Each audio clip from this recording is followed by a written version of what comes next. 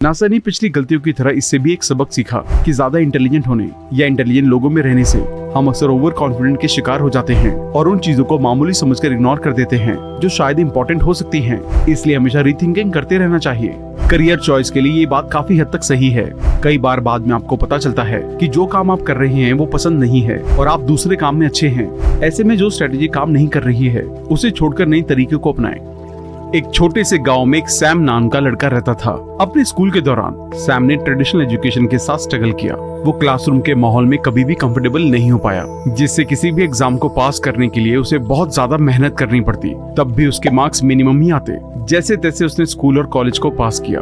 उसके बाद जैसे ही वो अपनी जॉब में गया तो उसे वहाँ भी काफी स्ट्रगल करना पड़ा, लेकिन उसे समझ आया कि उसे अपनी थिंकिंग, अपनी अप्रोच सब पर वापस से काम करना होगा। कोई भी पुराने रूल काम नहीं आएंगे। नए रिजल्ट्स पाने के लिए कुछ नया करना होगा और उसने इसी अप्रोच के साथ आगे बढ़ना शुरू किया।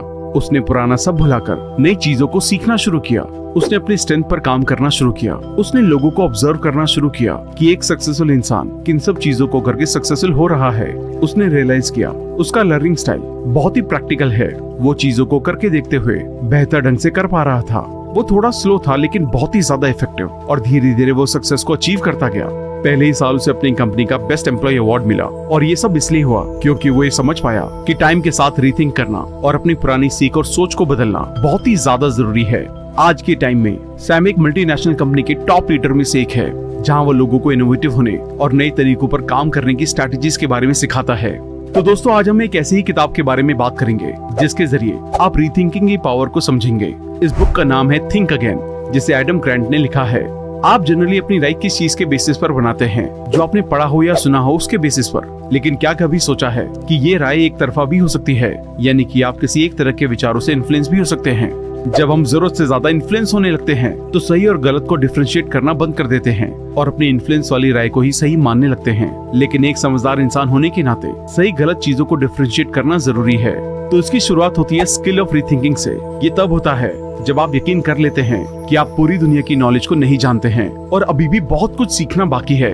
कई लोग अपने पुरानी बिलीफ्स को ही सही मानते हैं, हालांकि वो बिलीफ्स उस टाइम पर ठीक थे, लेकिन बदलते जमाने के साथ कई चीजें आज के हिसाब से यूजफुल नहीं रह जाती।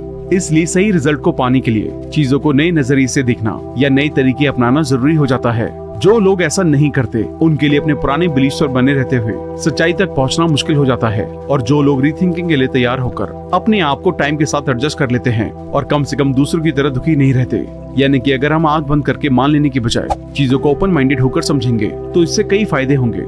इसे मान लेना कि पूरी दुनिया की नॉलेज का बहुत कम हिस्सा हम जानते हैं और जो आप जानते हैं उनमें से भी कुछ ही चीजें हैं जिनके बारे में हम पूरी तरह से श्योर हो सकते हैं। ये हमें नया नजरिया अपनाने के लिए मोटिवेट करता है। तो रीथिंकिंग क्या है, कि कैसे काम करती है, कैसे पुराने अननेसेसरी बिलीफ्स को छोड़कर नए यूजफुल बिलीफ्स को अपना सकते हैं और आसपास के लोगों को अपनी राय से कन्विंस कर सकते हैं, कैसे अपने ऑफिस में स्टाफ को हमेशा लर्निंग माइंडसेट अपनाने के लिए मोटिवेट कर सकते हैं। ये सब हम आज जानने वाले हैं। अगर आप अपने घर या ऑफिस में लर्निंग एनवायरनमेंट को डेवलप करना चाहते हैं या लीडर बनना चाहते हैं तो ये वीडियो आपके लिए काफी यूजफुल होने वाली है। बुक को अच्छे से समझने के लिए हम इसके 4 इंपॉर्टेंट सेक्शंस को एक एक करके डिस्कस करेंगे और वीडियो के एंड में बुक के की पॉइंट्स को मैं एक बार दोहरा दूंगा ताकि आपको याद रखने में आसानी हो। इसलिए वीडियो को एंड तक जरूर देखें। तो चलिए फिर शुरू करते हैं। एक प्रीचर, प्रोसिक्यूटर, पॉलिटिशियन, साइंटिस्ट और हमारा दिमाग। टेक्नोलॉजी के बढ़ने के साथ ही इंफॉर्मेशन एक्सेस करने की स्पीड भी बढ़ती जा रही है। मेडिकल सेक्टर में 1950 से अगले 50 सालों तक जितनी इंफॉर्मेशन मिली, 2010 से अगले 7 सालों में रिसर्चर्स को उससे ज्यादा इंफॉर्मेशन मिल चुकी है। आज चारों तरफ इंफॉर्मेशन की भरमार है। पहले के कंपैरिजन में आज हमें पलक झपकते ही कोई भी इंफॉर्मेशन आसानी से मिल सकती है। इसका मतलब है हमें इंफॉर्मेशन के बेस पर बने हमारे बिलीफ्स के बारे में अवेयर होना चाहिए। इससे कोई फर्क नहीं पड़ता है कि आपका IQ लेवल कितना ज्यादा है। अगर आप अपने बिलीफ को बदलने के लिए मोटिवेटेड नहीं है तो आप रीथिंकिंग की कई अपॉर्चुनिटीज को मिस कर सकते हैं। जैसे कि आप जानते हैं, दशकों पहले तक प्लूटो को जुपिटर, मरकरी और वीनस की तरह एक ग्रह माना जाता था, लेकिन रिसेंट रिसर्चेस में साइंटिस्ट को ये पता चला है कि प्लूटो सोलर सिस्टम का हिस्सा नहीं है। इसे साबित करने के लिए कई सालों तक रिसर्च चली और अब रिसर्च में मिले डेटा के बेस पर ये मान लिया गया है। इस नई बिलीफ को मानने से चीजों को देखने के नए नजरिए बने और कई नए रास्ते भी बने। जनरली जब हमें किसी एक बात पर डाउट होता है तो हम दूसरे सोर्सेज के जरिए उसकी सच्चाई को कंफर्म करने की कोशिश करते हैं। जैसे अगर डॉक्टर आपके बारे में कुछ बताते हैं तो हम कंफर्म करने के लिए अक्सर दूसरे डॉक्टर को कंसल्ट करते हैं, लेकिन जब यही हमारे ओपिनियन के बारे में होता है तो हम इसे इग्नोर कर देते हैं। ऐसे में हमारे लिए अपने ओपिनियन को गलत मानना मुश्किल हो जाता है और उसे सही आसान लगता है। ऑथर ने अपनी रिसर्च में पाया कि हम लोग एक प्रीचर, प्रोसिक्यूटर, पॉलिटिशियन और एक साइंटिस्ट की तरह सोचते हुए इनसे इन्फ्लुएंस होकर अपनी लाइफ के डिसीजन लेते हैं। प्रीचर माइंडसेट में हमें ऐसा लगता है कि सामने वाला हमारे बिलीफ को चैलेंज कर रहा है। प्रोसिक्यूटर माइंडसेट से सोचने से हमें लगता है कि हम सही हैं और सामने वाला गलत है। और पॉलिटिशियन माइंडसेट में हम लोगों को अपनी बात से मनाने की कोशिश करते हैं। इन तीनों माइंडसेट में प्रॉब्लम ये है कि या तो आप सिर्फ अपने बिलीफ में रहने की कोशिश करते हैं, चाहे वो गलत ही क्यों ना हो, या फिर बिना सोचे दूसरों को इन्फ्लुएंस करने पर डिसीजन लेने लगते हैं। सही डिसीजन लेने के लिए ये तरीका सही नहीं है। इसलिए इस तरह के माइंडसेट से बचने के लिए हमें साइंटिस्ट माइंडसेट को अपनाने की जरूरत है। एक साइंटिस्ट की तरह इंफॉर्मेशन और डेटा के बेस पर डिसीजन लें। एक साइंटिस्ट की तरह चीजों को रियलिस्टिक तरीके से देखने की आदत डालें और ज्यादा से ज्यादा इंफॉर्मेशन इकट्ठा करें। साइंटिस्ट कभी भी अपने बिलीफ पर बेस्ड चीजों को सही साबित करने की कोशिश नहीं करते। वो हमेशा एविडेंस के बेस पर जो सही होता है उसे सही साबित करने की कोशिश करते हैं, यानी कि वो इंफॉर्मेशन के बेस पर डिसीजन लेते हैं। लोग अक्सर सोचते हैं कि स्मार्ट होने का मतलब हर टाइम सही डिसीजन लेना है, लेकिन ऐसा नहीं है। अगर आप बदलती सिचुएशन के हिसाब से अपना माइंडसेट बदलने के लिए तैयार नहीं होते हैं तो कभी सही डिसीजन नहीं ले पाएंगे। रिसर्च में पता चला है कि जिनका IQ लेवल ज्यादा होता है उन्हें इस तरह के बदलाव करने में ज्यादा परेशानी आती है, क्योंकि वो अपने आज के बिलीफ्स के बारे में बहुत कुछ जानते हैं। इसलिए बदलते हालातों के अकॉर्डिंग अपने बिलीफ्स में थोड़ा भी बदलाव उन्हें पसंद नहीं होता और ये उन्हें अपनी इंटेलिजेंस के लिए इनसिक्योर करता है। ऐसे में ये मानना मुश्किल होता है कि वो गलत हैं, चाहे उनके सामने सबूत ही क्यों न रख दिए जाएं। ऐसे में चीजों को ओपन माइंडेड होकर समझने की कोशिश करें। अब हम इंटरपर्सनल रीथिंकिंग के बारे में जानेंगे। अक्सर जब हम अपने बिलीफ्स के बारे में कोई अच्छी खबर सुनते हैं तो अपने नजरिए को लेकर खुश होते हैं और उस बारे में ज्यादा जानने के लिए इंस्पायर होने लगते हैं। लेकिन जब हम उस बिलीफ या ओपिनियन के बारे में बुरी खबर सुनते हैं तो अपसेट होकर सेल्फ डाउट में फंस जाते हैं। इसी टाइम रीथिंकिंग की जरूरत होती है ताकि अपने माइंड को ओपन करके अननेसेसरी बिलीफ्स को पहचाने और उस बारे में दोबारा से सोचने के लिए इंस्पायर हों। हालांकि अपने बिलीफ्स के बारे में डाउट करना भी कभी कभी ठीक होता है। ऑथर इसे इम्पोस्टर सिंड्रोम कहते हैं। ये ऐसी फीलिंग है जो हमें किसी दूसरे की तरह बनने से रोकती है, लेकिन साथ ही अपने बिलीफ्स को लेकर सेल्फ डाउट में डाल देती है। कुछ रिसर्चर्स ने ये पाया है कि हमारे आसपास के आधे से ज्यादा लोग करियर या लाइफ की किसी और चीज को लेकर इम्पोस्टर हो जाते हैं, चाहे उन्होंने अपनी लाइफ में कितनी ही बड़ी कामयाबी हासिल कर ली हो। इम्पोस्टर सिंड्रोम कई मायनों में फायदेमंद होता है। जैसे ये फीलिंग्स हमें अपनी बिलीफ को सही साबित करने के लिए हार्डवर्क करने के लिए मोटिवेट करती है और रीथिंकिंग के लिए माइंड को ओपन करती है। इम्पोस्टर थॉट्स हमें स्मार्ट वर्क करने के लिए मोटिवेट करते हैं। 1 लाख से ज्यादा लोगों पर की गई रिसर्च में पाया गया कि औरतें लीडरशिप स्किल को अंडर एस्टिमेट करती हैं और आदमी ओवर एस्टिमेट करते हैं। ऐसा इसलिए होता है क्योंकि लीडरशिप को लेकर दोनों के बिलीफ्स अलग अलग होते हैं। इसलिए जब ऐसे मुद्दों पर दोनों से बातचीत होती है तो एक पार्टी को पूरी तरह से सही और दूसरी को पूरी तरह से गलत मानते हैं। फॉर्मल डिबेट में आपका मकसद होता है जिस टॉपिक पर डिबेट की जा रही है तो उसके बारे में सामने बैठी ऑडियंस का माइंड चेंज करना, यानी कि उन्हें कन्विंस करना कि वो आपके ओपिनियन पर ध्यान दें। याद रखें, किसी एक चीज को लेकर लोगों के माइंड में पहले से ही कुछ ओपिनियन होते हैं। ऐसे में इनफॉर्मल डिबेट में स्पीकर ऑडियंस को अपनी बिलीफ से कन्विंस करने की कोशिश करते हैं। ऐसे लोग डिबेट को एक बहस की तरह मानते हैं जिसमें एक पार्टी के ओपिनियन पूरी तरह से ठीक माने जाते हैं जबकि दूसरे के बिल्कुल गलत। एक एक्सपर्ट थिंकर की तरह आपका ऑब्जेक्टिव ये होना चाहिए कि अपने पार्टनर को अपने पॉइंट ऑफ व्यू की सच्चाई से अवेयर करवाएं। इसमें आप उन्हें ओपन माइंडेड होकर आपके ओपिनियन के बारे में सोचने के लिए मोटिवेट करते हैं, न कि कई सारे रीजन देकर उन्हें हराने या नीचा दिखाने की कोशिश करते हैं। इससे उन्हें बुरा लग सकता है और वो आपका ओपिनियन सुनने के लिए ओपन माइंडेड नहीं रहेंगे। ध्यान रखें, अगर सामने वाला इंसान ओपन माइंडेड नहीं है तो वो आपकी बातों पर ध्यान नहीं देंगे, क्योंकि आप उन्हें उनके आज के बिलीफ्स को चैलेंज करते हुए कन्विंस कर रहे होते हैं कि अपने बिलीफ्स के बारे में दोबारा से सोचें कि वो गलत हैं और आपके सही बिलीफ्स को मान लें। ऑथर कहते हैं कि डिबेट को एक डांस की तरह देखें। डांस में अगर आप अपने पार्टनर को कंट्रोल करने या लीड करने की कोशिश करते हैं तो डांस खराब हो सकता है। इसलिए आपका ऑब्जेक्टिव उनके साथ मूवमेंट को मैच करना है। इससे आप दोनों ताल से ताल मिलाकर अच्छा परफॉर्म कर सकते हैं। आइए से एक एग्जांपल से समझते हैं जिसमें एक नॉन प्रोफेशनल नेगोशिएटर और एक एक्सपर्ट नेगोशिएटर को एक डील फिक्स करनी थी। रिसर्चर्स ने दोनों की डील करने के तरीकों को स्टडी करके पाया कि नॉन प्रोफेशनल नेगोशिएटर लोगों को कई सारे रीजन देकर उनसे अपनी बात बनवाने की कोशिश कर रहे थे। वो अपनी बातों को सही साबित करने के लिए कई तरह के कारण दे रहे थे, जबकि दूसरी तरफ एक्सपर्ट अलग तरह से डील कर रहे थे और बहुत ही कम कारण दे रहे थे। जब आप अपनी बात को सही साबित करने के लिए कारण देते हैं तो अनजाने में ऑडियंस को आपकी बात से डिसएग्री होने के कई रीजन दे रहे होते हैं, और अगर एक बार उन्हें डिसएग्री करने का कोई पॉइंट मिल गया तो बाकी की बातों से डिसएग्री होना आसान होने लगता है और एंड में वो शायद आपकी बातों से सहमत ही ना हो और बात बहस में भी बदल सकती है। एक्सपर्ट नेगोशिएटर ऐसा नहीं करते, वो ऑडियंस के माइंड को ओपन करने की कोशिश करते हैं। उनका गोल ऑडियंस को अपने ओपिनियन से डोमिनेट करना नहीं होता है, बल्कि उनसे सवाल पूछकर अपने ओपिनियन के बारे में सोचने के लिए इंस्पायर करते हैं। वो ऑडियंस से सवाल पूछकर इन्फॉर्मेशन कलेक्ट करते हैं और इसके बेस पर बातचीत को ऐसे पॉइंट पर ले जाने की कोशिश करते हैं जिससे दोनों पार्टी सहमत हो जाएं और दोनों का फायदा हो। ये बिहेवियर शो करता है कि आप एक ओपन माइंडेड इंसान हैं और सामने वाले की बात को सुनने और समझने को तैयार हैं। जब सामने वाले को लगेगा कि आप उनके ओपिनियन को समझने में इंटरेस्टेड हैं, तो बदले में वो भी आपकी बातों को समझने में इंटरेस्ट लेंगे और आपके ओपिनियन से अपना माइंड चेंज करने के लिए तैयार हो जाएंगे। इससे आप प्रीचर, प्रोसिक्यूटर या पॉलिटिशियन जैसे नहीं लगेंगे जो अपने आप को सही और दूसरों को गलत साबित करना चाहते हों, बल्कि एक ऐसे इंसान लगेंगे जो सिर्फ सच्चाई तक पहुंचना चाहता है। ये चीज ऑडियंस की नजरों में आपको ज्यादा भरोसेमंद इंसान बनाती है। रिसर्च में ये पता चला है कि ऐसे लोगों को पॉजिटिवली लिया जाता है। इसी के साथ ओपन माइंडेड रहने की क्वालिटी प्रोफेशनल ग्रोथ में भी फायदेमंद होती है। ह्यूमन रिसोर्स डिपार्टमेंट ऐसे एम्प्लॉयज को हायर करना प्रेफर करते हैं जिन्हें अपनी क्वालिटी के साथ ही लिमिटेशन मालूम हो, क्योंकि ऐसे लोग सीखकर इम्प्रूव करने के लिए तैयार रहते हैं। अब हम कलेक्टिव रीथिंकिंग के बारे में बात करेंगे। क्या कभी आप ऐसे आर्गुमेंट में फंसे हैं जैसे क्लाइमेट चेंज या पॉलिटिकल ओपिनियन को लेकर कभी आपकी बहस हुई हो? तो आपने नोटिस किया होगा कि लोग बहुत जल्दी इमोशनल हो जाते हैं।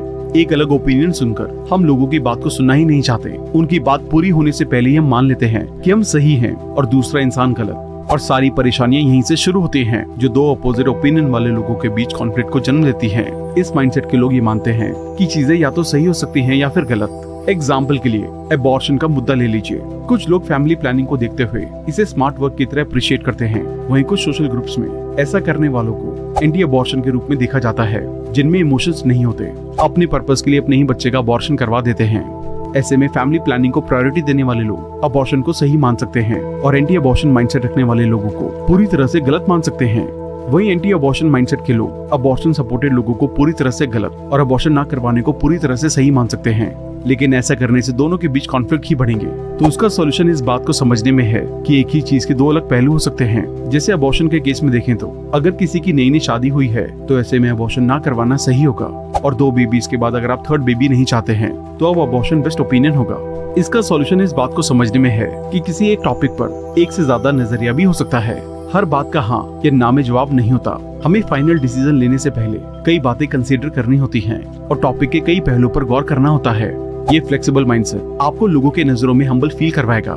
ये आदत आपको ऐसा इंसान शो कराती है जो ऑनेस्टली ये एक्सेप्ट करने के लिए तैयार है कि टॉपिक के बारे में उन्हें कुछ चीजें पता नहीं है या उन पर पहले कभी गौर नहीं किया गया है और वो अब जानने के लिए तैयार हैं। न्यूयॉर्क की एक लैब में इससे रिलेटेड एक रिसर्च कंडक्ट की गई, जहां अबॉर्शन के बारे में अलग अलग राय रखने वाले 2 लोगों को 20 मिनट के लिए बात करने के लिए कहा गया। एंड में दोनों को एक दूसरे के पॉइंट ऑफ व्यू से एग्री या डिसएग्री करना था। फिर इस रिसर्च को ग्रुप में कंडक्ट किया गया। रिसर्च में ही पाया गया शुरुआत में दोनों ग्रुप एक दूसरे की राय से पूरी तरह से डिसएग्री थे, लेकिन ओपन माइंड से एक दूसरे ग्रुप की राय को समझने के बाद इस कंक्लूजन पर पहुंचे कि सर्वाइवल के लिए ये डिफरेंट हो सकता है। जहां पॉपुलेशन कम है वहां इसे बैलेंस करने के लिए बर्थ रेट को बढ़ाना चाहिए और अबॉर्शन को कम करना चाहिए, और जहां पॉपुलेशन ज्यादा हो वहां इसे कंट्रोल करने के लिए अबॉर्शन करवाने में कोई दिक्कत नहीं है। ऑथर ने अपने ऑर्गेनाइजेशनल एक्सपीरियंस में ये पाया कि जिन ऑर्गेनाइजेशन और कंपनीज में लर्निंग कल्चर स्ट्रांग होता है वहाँ रीथिंकिंग की आदत को आसानी से डेवलप किया जा सकता है, क्योंकि ऐसे ऑफिस कल्चर में लोग अपनी नॉलेज की लिमिट को जानते हैं। उन्हें पता होता है कि कई ऐसी चीजें हैं जिनके बारे में वो नहीं जानते, इसलिए ओपन माइंडेड होना आसान हो जाता है। ऐसे लोगों में नई चीजें सीखना और ट्राई करने की इच्छा भी ज्यादा होती है। आइए से एक एग्जांपल से समझते हैं कि कैसे रीथिंकिंग ना करने से एक इंसान की जान ऑलमोस्ट जाते जाते बची। नासा के एक स्पेस प्रोग्राम में कुछ एस्ट्रोनॉट स्पेस में गए। एस्ट्रोनॉट एडम और उनके दोस्त स्पेस में वॉक कर रहे थे। तभी एडम को गर्दन के पीछे कुछ लीकेज सा महसूस हुआ। लीकेज इतनी ज्यादा थी कि ये पसीना तो नहीं हो सकता था, इसलिए एडम ने तुरंत इसकी इन्फॉर्मेशन स्पेस क्रू को दी। स्पेस क्रू ने उन्हें स्पेसशिप के अंदर आने के लिए कहा। सेफली स्पेसशिप में पहुंचने के बाद उन्हें पता चला कि एडम का ड्रिंक बैग लीक होने लगा था। ड्रिंक बैग एस्ट्रोनॉट की पीठ पर बंधा हुआ एक तरह का वाटर बैग होता है, जिससे एस्ट्रोनॉट को हाइड्रेटेड रहने में मदद मिले। हालांकि स्पेस वॉक पर जाने से पहले एडम ने थोड़ी लीकेज फील की थी, लेकिन उस पर ध्यान नहीं दिया।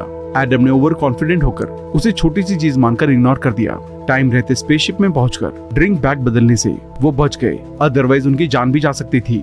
नासा ने पिछली गलतियों की तरह इससे भी एक सबक सीखा कि ज्यादा इंटेलिजेंट होने या इंटेलिजेंट लोगों में रहने से हम अक्सर ओवर कॉन्फिडेंट के शिकार हो जाते हैं और उन चीजों को मामूली समझकर इग्नोर कर देते हैं जो शायद इम्पोर्टेंट हो सकती हैं। इसलिए हमेशा रीथिंकिंग करते रहना चाहिए।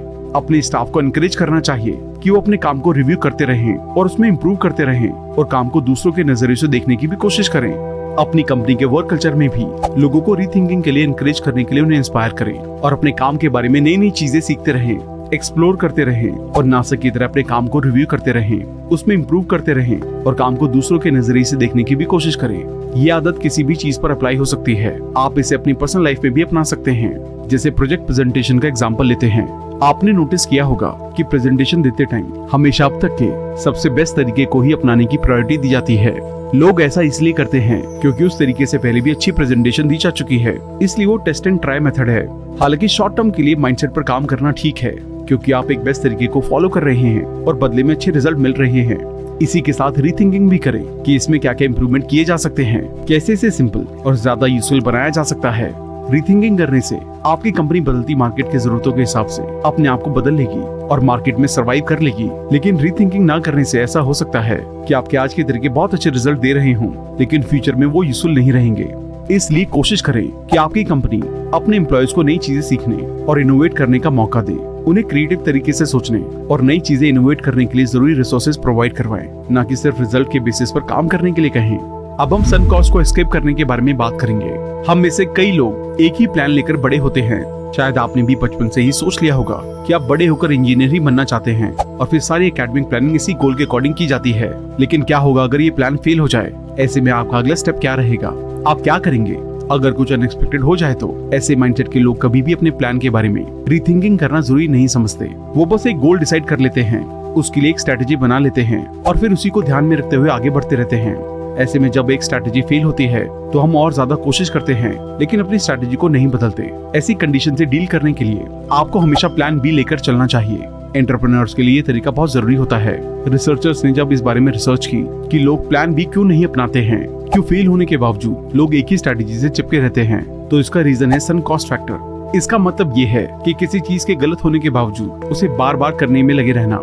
ऐसा इसलिए भी होता है क्योंकि आपने उस प्लान में अपना काफी पैसा, टाइम और रिसोर्सेज लगाए हैं, लेकिन अपने आप को सही प्रूव करने के लिए हम सब कुछ करने की कोशिश करते हैं।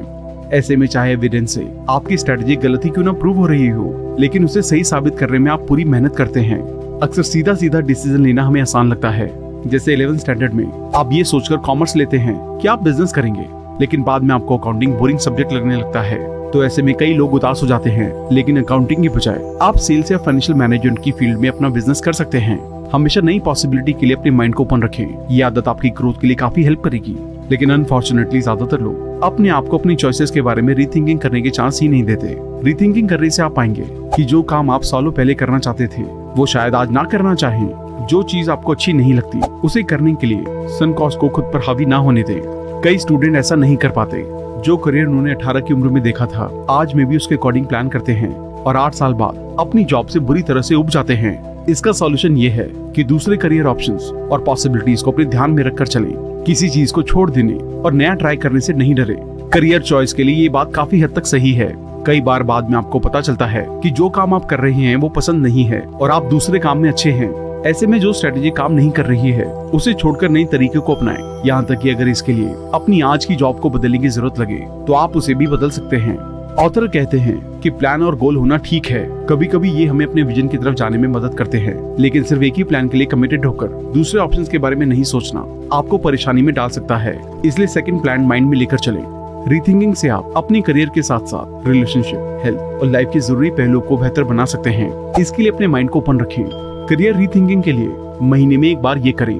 उन लोगों को नोटिस करें जिनसे आप इंस्पायर होते हैं और ऑब्जर्व करें कि वो अपनी डे टू डे लाइफ में क्या करते हैं। उनके रहने, बिहेव करने और काम करने के स्टाइल को नोटिस करें और देखें कि वो आपके इंटरेस्ट, स्किल, वर्किंग स्टाइल और वैल्यूज के साथ कितने ज्यादा मैच करते हैं।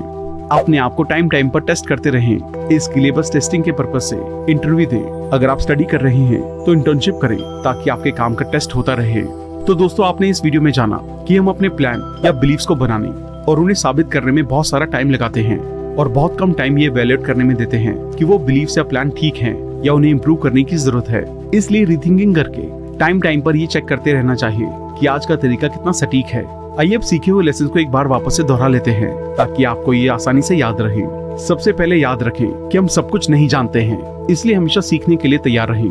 ज्यादातर लोग अपना डिसीजन 3 माइंडसेट, प्रीचर, प्रोसिक्यूटर या एक पॉलिटिशियन से इन्फ्लुएंस होकर लेते हैं। इससे कई बार सच्चाई तक पहुंचना मुश्किल हो जाता है। इसलिए साइंटिस्ट माइंडसेट से फैक्ट के बेस पर ही अपने डिसीजन लें। अगर आप चाहते हैं कि लोग आपके पॉइंट ऑफ व्यू पर भी गौर करें, तो अपने आप को सही साबित करने के रीजन देने की बजाय उनसे सवाल पूछकर अपने व्यूज के बारे में जानने की क्यूरियोसिटी बढ़ाएं। हर चीज के कई अलग अलग पहलू हो सकते हैं, इसलिए अपने पॉइंट ऑफ व्यू से दूसरों को डोमिनेट करने की कोशिश ना करें, बल्कि म्यूचुअल अंडरस्टैंडिंग के साथ दोनों के नजरिए को समझें। इससे आप उस टॉपिक के बारे में एक नए नजरिए से अवेयर हो जाएंगे।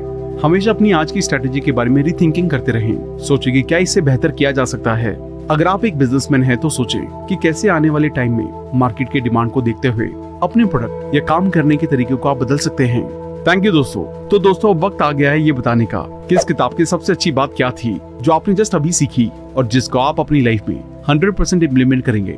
इमीडिएटली कमेंट करें और मुझे बताएं।